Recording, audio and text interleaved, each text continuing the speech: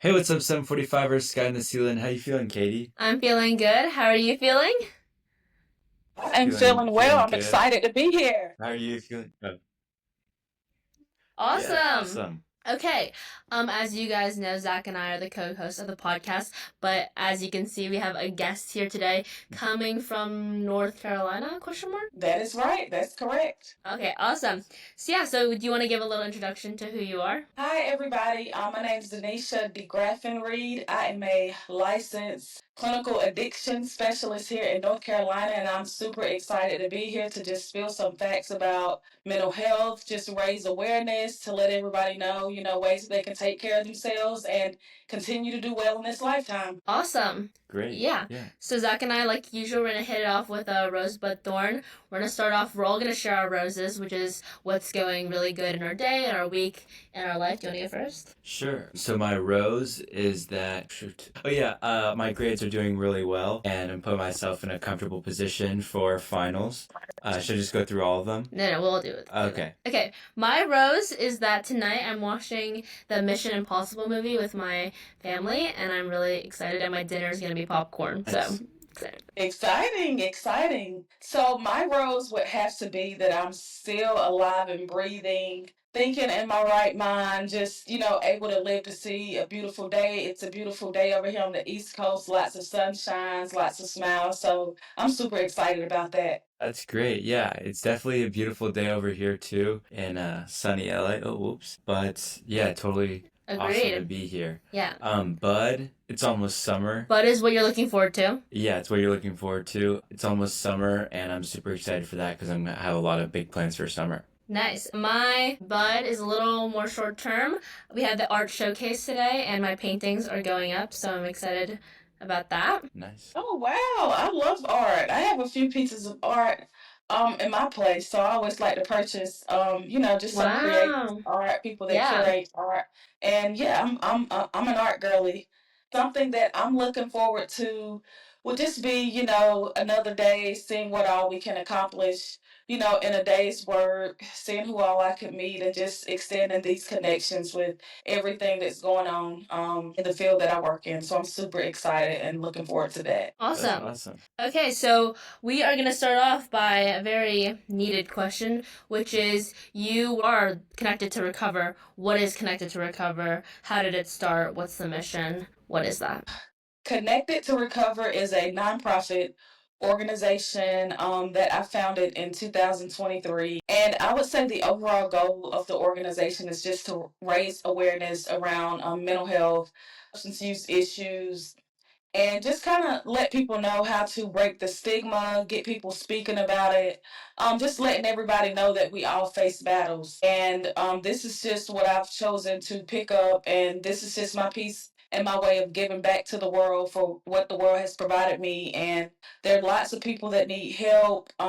There's lots of people that look for a hand to turn to. So connected to Recover, we just want to be there to support and kind of let everybody know that you aren't alone in this thing. There's thousands and thousands and probably millions of people that suffer from some form of mental illness, and it could just be a certain time in your life, or you could struggle lifelong. So Connected to Recover has just been tasked with just raising awareness and breaking the stigma. That's great. Yeah, I mean, that's what That, Zach and I strive we to try and do. do. Yeah, that's awesome. That's a great mission. Zach and I will link Connected to Recover's Instagram in the description box so that you guys can go follow them and check them out. So you mentioned substance abuse as being something that you guys talk about and the recovery of it all. Like for our listeners, can you define what substance abuse is and what that like looks like? So there's different tiers. I like to tell people with this, for example, most children that are experimenting with things, maybe trying it, we like to look at that as maybe substance use. You may be just experimenting with something. It may not necessarily be, okay, I'm abusing this substance, but I could be using it. And the more and more that you do something, it becomes a substance misuse.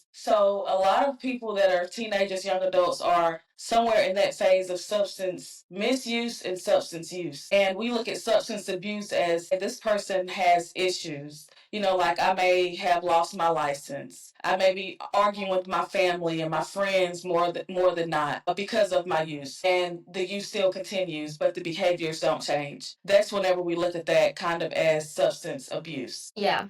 Awesome. My question is, what makes teens so susceptible to substance abuse? And like, how can we combat this? Yeah, good follow-up. That teens are more susceptible, honestly, due to peer pressure. And, being around our peers growing up, our peers, whenever we're teens, that's kind of our life. Outside of our family, our friends are who we want to spend our time with, is who we spend our time with.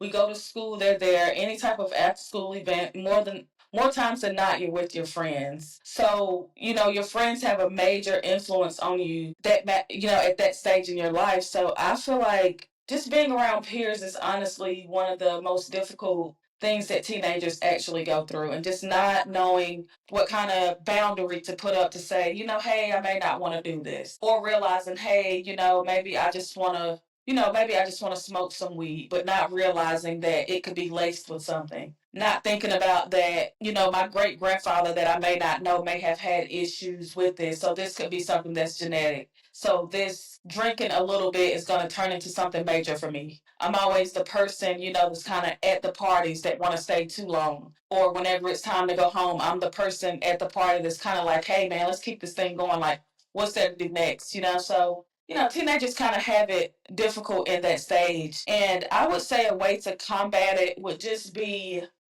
becoming educated, kind of having some type of roadmap, some type of guidance of what you want to do, seeing the right peers and understanding that, I'm not opposed to the rule.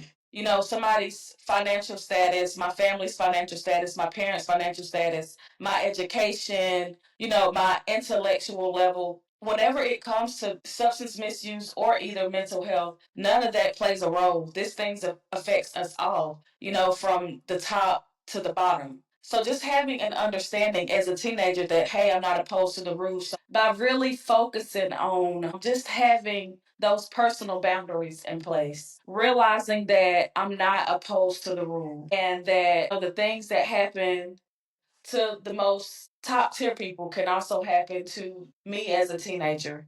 I'm trying to navigate life, so just having a solid roadmap of, how to make it from A to Z with the least amount of issues. I encourage every team to always keep their goals first. And if something does not align with your goals, hence, using drugs, just stay away from them. It causes, in the end, way more chaos than it should.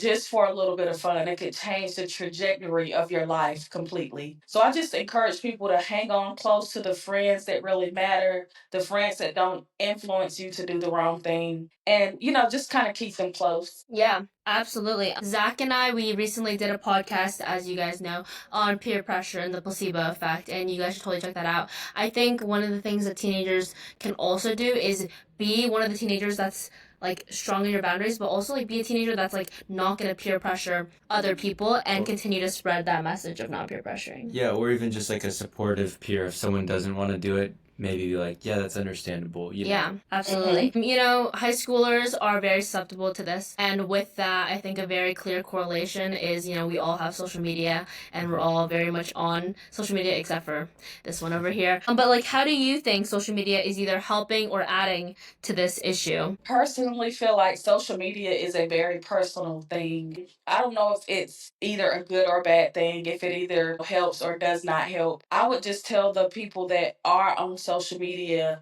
to just kind of be aware of how you feel when you're on social media. Is social media dictating your thoughts? Do you feel the need to get on there when you're sitting at home or when you're bored? Do you feel the need to get on social media when you're driving or when you're out with a group of friends and should be socializing? Or when you're at the mall, are you being mindful of the moment, and or is social media the moment? So I would just say, ask yourself some of these questions to see kind of, where you are with the impact of social media on your personal life. Yeah, absolutely. Yeah, I really like the like impulsiveness aspect you added, especially because also social media does a great job of marketing towards like what kind of person you are. So I feel like, if you are someone who's like maybe more likely to use substances or like enjoy using it, you'll probably get marketed towards that. Or it could be like the opposite, if you are like against using it, you could probably get that type of content too. Yeah, and then with that, like what you said about, are you letting like social media dictate all your thoughts? I think if you are, like, you should try to not, because yeah, Zach and I always preach that you should be able to look at other medias and other forms of content and be able to form your own thoughts on your own first, and I think that's really important. What would you say your high school experience was surrounding this topic compared to what you're seeing now within teenagers in 2025? Well, social media in my high school days were probably almost non-existent. So I don't even remember creating a Facebook account until a couple years after I graduated from high school. So our thing, which I don't even know if you guys know, but it was MySpace. So it was set up a little different. So it's Right, very right. different. It's evolved. Yeah, absolutely. Would you say substance abuse is like an effect of poor mental health, or is it the opposite way and substance abuse affects your mental health and it becomes poor mental health? That is a good question. And that is a question that a lot of people toggle with. For me, I would say it's interchangeable. It could be either or. A lot of people suffer from mental health issues or just some form of stress and they turn to using to help cope. It's more times than not the easiest thing, super easy access in certain areas. Or sometimes people, they start using substances at a young age, which then can Yeah. trigger some type of mental health issue. So I feel like it's an interchangeable thing. It's kind of like which came first, the egg or the chicken. And I feel like Right. it'll forever be that toggle back and forth. Absolutely. And, I mean, I don't personally know any people who struggle with this, but I'm sure there are many people out there who do. And I was wondering, or I guess we were wondering, what resources can adults, teenagers go to look for support? I mean, you could call the Connected to Recover line or whatever, but yeah, what should they do in case they're feeling ashamed or just scared? So people are feeling nervous, ashamed, or afraid that somebody in their local community might find out if I reach out. There's always the national hotline, 988. You can dial it 24/7. If you go to Connected to Recover's website, www.connected to recover.com, we have a resource page that's there and it connects to the substance abuse and mental health website, and that gives loads of resources.